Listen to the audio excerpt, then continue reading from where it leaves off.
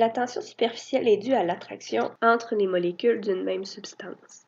Elle va se présenter lorsque deux substances vont entrer en contact une avec l'autre.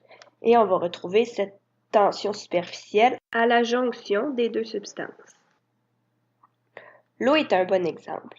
Ici, sur le schéma, on observe les interactions entre les molécules d'eau dans le liquide et à l'interface entre le liquide et l'air.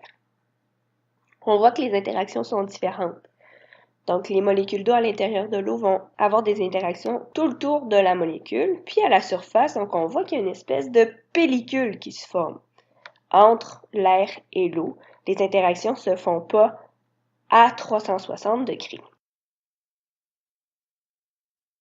Ces interactions permettent à la goutte d'eau de rester ronde sur une surface plane.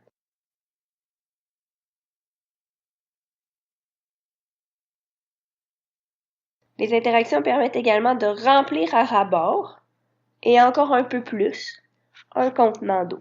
Ces interactions vont soutenir les patineuses lorsqu'ils vont glisser sur les étangs et c'est également ces interactions qui vont être responsables du ménisque dans les cylindres gradués. Faisons ensemble deux petites expériences pour travailler avec le concept de la tension superficielle.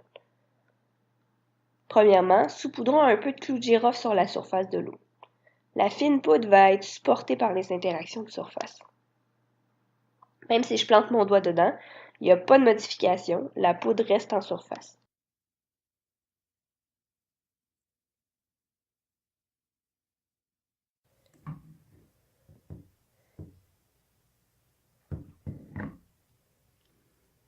Prenons maintenant un peu de savon à vaisselle.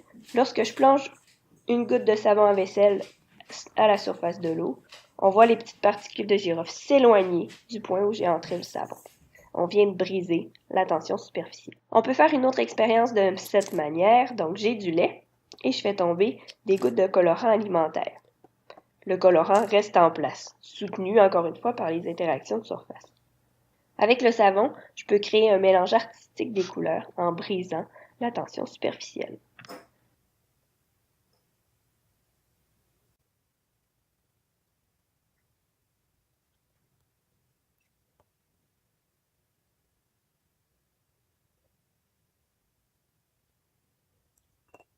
Représentons de manière schématique l'expérience du lait avec le colorant, pour mieux comprendre qu'est-ce qui se passe. Donc, on voit les interactions entre les molécules d'eau à la surface de notre liquide, et on voit les petites gouttelettes de colorant qui vont être en suspension sur ces interactions. Donc, ils vont rester à la surface de mon lait. Quand je vais ajouter du savon, donc je vais ajouter ma goutte, qu'est-ce qui va se passer? On va briser les interactions de surface, un peu comme une scie, donc on coupe ces interactions-là, et les gouttelettes de colorant vont alors se mélanger avec le lait. C'est ce qui va créer les dessins qu'on observe.